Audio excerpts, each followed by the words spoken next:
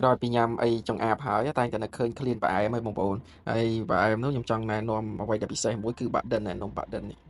កប់សេរីតែម្ដងបងប្អូនឃើញក្នុងវីដេអូហ្នឹងដឹងថាញាក់ហ្មងហើយទីពីរហើយមានក្លិនទឹកដោះគោនិយាយទៅមានតឡូឆ្ងាញ់ហ្មងបាយកណ្ដាប់ទុំក៏ល្អអើយតែទៅលេងទឹកដីសៀមរាបគឺដៃចោលទេភូមិប្រដានេះមួយអូយសម្បូរម្ហូបណាស់ហូហៀហើយមើលទៅការរៀបចំគឺប្រពៃណីខ្មែរយើងតែម្ដងនៅពិសេសហ្នឹងគឺចង់ណែនាំរំយាយវ៉ាន់ណាក៏លក់នំបាក់ឌិនណាភូមិប្រដាហ្នឹងគឺអេមតែម្ដងឆ្ងាញ់គាត់ជាម្ចាស់ដើមណាហ្នឹងណារសជាតិវិញបាញ់យាយដោយបងប្អូនឃើញជាស្ដាយអញ្ចឹងនេះឃើញទេនំរបស់គាត់តែគាត់រៀបចំធ្វើរួចរាល់ណាហើយនេះត្រៀមដល់នឹងដុត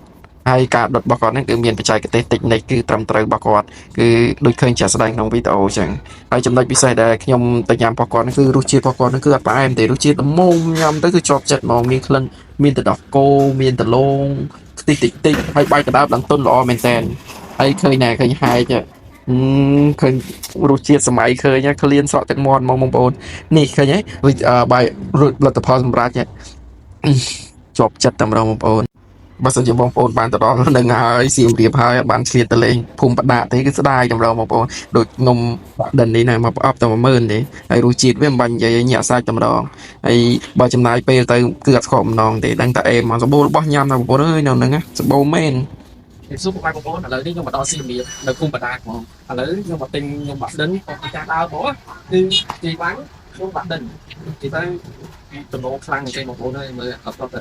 ក្តៅពីគ្នាលើបងប្អូនឃើញចាក់ស្រាយក្នុងខាងក្រោយខ្ញុំនេះគឺគាត់ដុតគ្នាហ្មងហើយឥឡូវនេះលទ្ធផលសម្រាប់តែគាត់បានដុតហើយឥឡូវនេះខ្ញុំកំពុងលក់ចង់ដឹងរសជាតិបែបម៉េចឥឡូវបើ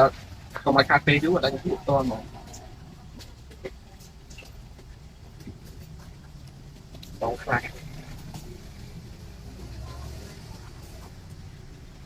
เราดูแบบไอ้ไหมไอ้หมูហើយទីពីរហើយមានក្លិនទឹកដោះគោនិយាយទៅមានតឡូឆ្ងាញ់ហ្មងបាយកណ្ដាប់ទុំក៏ល្អដែរហើយឈ្ងុយពិសេសខ្លាំងហ្មងបងប្អូនហើយមានដូចជាខ្ញុំចាក់ដៃខ្ញុំនៅទិញរហូតលក់អត់ទាន់នេះពិសេសខ្លាំងណាខ្ញុំរ៉េតឲ្យ8 10រួចមក